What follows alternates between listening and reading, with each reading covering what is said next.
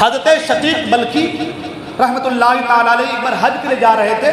دیکھا کہ ایک معذور آدمی، ڈسیبل آدمی، معذور آدمی گھسیٹتے گھسیٹتے جا رہا ہے. کیسے جا رہا ہے؟ گھسیٹتے گھسیٹتے جا رہا ہے. آپ نے پوچھا کہ کہاں جا رہے ہو؟ کہا حج کے لیے جا رہا ہوں. کیا کہا؟ حج کے لیے جا رہا ہوں. کہا حج کے لیے جا رہے ہو؟ کب سے جا رہے ہو؟ سفر کب سے شروع ہے؟ تو کہا 10 سال سے سفر شروع ہے. اور کہاں سے آ رہے ہو؟ تو کہا سمرقند سے آ رہا ہوں. سمرقند سے مکہ مکرمہ حج کے جا رہا ہے. کس انداز میں جا رہا ہے؟ گھسیٹتے ہوئے جا رہا ہے. کیوں؟ پتا تھا کہ حج میں ہر قدم کے بدلے اللہ تعالیٰ 7 سونے کی عطا فرماتا ہے، اس کے گناہوں کو معاف فرماتا ہے نا.